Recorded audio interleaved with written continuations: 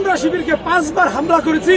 হামলা করে জগন্নাথের যে বিপি রিয়াজুল সহ এবং আমার সরোয়ার্দী কলেজের যে শিবিরের সভাপতি সেক্রেটারি সবাইরে বাথরুমের ভিতরে ঢুকেছি এবং 5 বার ওখানে অ্যাটাক করেছি এবং ওদেরকে হামলা করেছি। সবাইকে এমার্জেন্সিতে রেখে ওদেরকে ট্রিটমেন্ট করাইয়া ভিতরে ঢুকাইয়া আগে যেমন গুপ্ত ছিল এখন ওই গুপ্ত অবস্থায় রেখে আমরা ওখান থেকে আমরা চলে আসছি। আমাদেরকে বলতে পারবে না বাংলাদেশের ক্যাম্পাসে ছাত্রদল কারো বিরুদ্ধে লেগেছে। আমরা সবসময় পরিমার্জিত রাজনীতি করে যাচ্ছি, কিন্তু শিবির একটা গুপ্ত সংগঠন, তারা আমাদের গায়ে পরে ঝগড়া করতে চাচ্ছে। আমরা সকালে এখান থেকে ক্যাম্পাস থেকে বের হয়ে আমরা এখানে আড্ডা দিচ্ছি। ওই সময় আমাদের ছাত্রদলের একটা সহসভাপতি রাকিব তার উপরে শিবিরের যে নেতৃবৃন্দ ছিল তারা হামলা করছে। তখন ওরা হামলা করে ন্যাশনালের ভিতরে ঢুকছে। আমরা ন্যাশনালের সামনে গিয়েছি।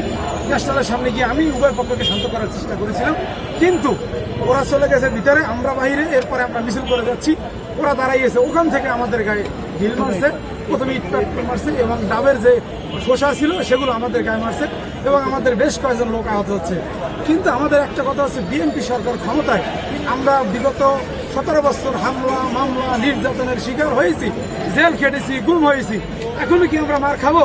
আমরা 5 তারিখের আগেও মের খেয়েছি, এখনো মার খাবো। অস্তিত্বের লড়াই, এটা কিন্তু হতে দেওয়া যাবে না। আমরা শিবিরকে 5 বার হামলা করেছি।